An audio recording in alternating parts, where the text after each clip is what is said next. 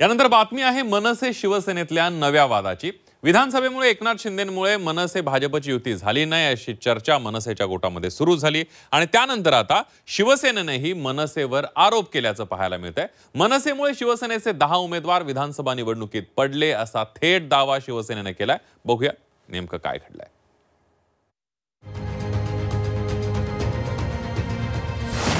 मनसेमुळे शिवसेनेचे 10 उमेदवार पडले।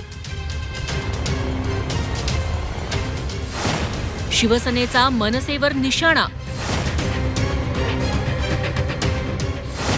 शिंदेंवर केलेल्या आरोपांमुळे शिवसेना नाराज।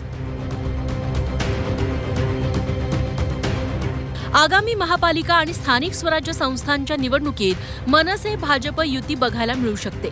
मात्र त्याआधीच मनसेच्या शिवतीर्थावरील बैठकीतल्या वक्तव्यानं या संभाव्य महायुतीत मिठाचा खडा पडला। विधानसभा निवडणुकीत मनसे भाजपच्या एकत्र येण्यात एकनाथ शिंदेंनी खोडा घातल्याचा आरोप मनसेच्या मुंबईतल्या बैठकीत करण्यात आला। यानंतर शिवसेनाही आक्रमक झालीय। विधानसभा निवडणुकीत मनसेमुळे आमचे 10 उमेदवार पडले असा दावा शिवसेना नेते योगेश कदम यांनी केलाय। लोकसभेच्या निवडणुकीमध्ये सन्माननीय राजसाहेब ठाकरे यांनी बिनशर्त पाठिंबा हा त्यावेळेस महायुतीला दिला होता।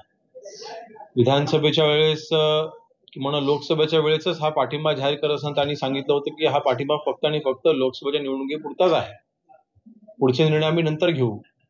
मग त्याच वेळेला त्यांनी खरं तर विधानसभेची देखील त्यांनी युती जाहीर करायला हवी होती, म्हणजे त्यांच्याच मनामध्ये संभ्रम होता। त्यांनाच विधानसभेच्या निवडणुकीच्या बाबतीमध्ये त्यांना निर्णय घ्यायचा नव्हता, परंतु अशा पद्धतीने सन्माननीय शिंदे साहेबांना बदनाम करण्याचा जर कोणी प्रयत्न करत असेल तर मात्र ते आम्ही खपू घेणार नाही। आमचे जवळपास 10 आमदार 10 उमेदवार विधानसभेच्या निवडणुकीमध्ये मनसेच्यामुळे पडलेले आहेत। आपण जर का गणित बघितलं, आपण जर का आकडेवारी बघितली तर आमचे 10 असे उमेदवार आहेत की ज्यांनी मनसेचे उमेदवार आमच्यासमोर उभे होते, मनसेने जेवढी मतं खाल्ली तर त्याच्यापेक्षा पण कमी मार्जिनने आमचे उमेदवार तिथे पडलेले आहेत।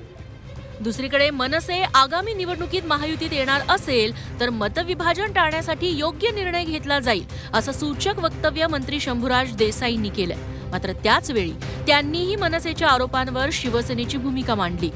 ना मनसेच्या नेत्यांच्याकडनं असं कुठेही अधिकृत वक्तव्य अजूनही आलेलं नाही की महायुतीमध्ये आम्ही येणार होतो आणि शिवसेनेचे मुख्य नेते शिवसेनेचे प्रमुख आदरणीय एकनाथजी शिंदे साहेबांच्या भूमिकेमुळे आलो नाही असं त्यांच्याकडनं अधिकृत कुठेही वक्तव्य आलेलं आम्ही तरी ऐकलेलं नाही।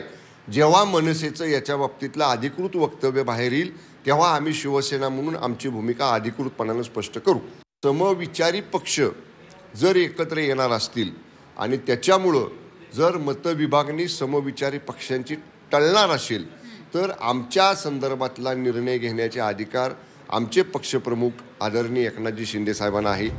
लोकसभा निवडणुकीत मनसेला भाजपकडून 1-2 जागा मिळण्याची अपेक्षा होती, तेव्हा अमित ठाकरेंना उमेदवारी दिली जाईल अशी चर्चाही रंगली। पण ऐनवेळी राज ठाकरेंनी महायुतीला बाहेरून पाठिंबा दिला, तेव्हा एकनाथ शिंदेंना ही युती नको होती अशी चर्चा रंगली होती। विधानसभेतही बऱ्याच चर्चांअंती शेवटी मनसेनं एकला चलो रेची भूमिका घेतली। या दोन्ही निवडणुकीत एकनाथ शिंदेंचा नकार मनसेला महायुतीत येण्यापासून रोखत राहिला। मात्र आता मनसेनं थेट एकनाथ शिंदेंकडे बोट दाखवलं, त्यामुळे शिवसेनेनंही विधानसभा निवडणुकीचा हिशोब मांडत मनसेमुळे आपले 10 उमेदवार पडल्याचा थेट आरोप केलाय। त्यामुळे महापालिका निवडणुकीसाठीही भाजपसोबत युतीचा मार्ग मनसेसाठी सोपा नसणार असंच दिसतंय। रत्नागिरीहून प्रणव पोळेकरसह मनश्री पाठक, झी 24 तास, मुंबई।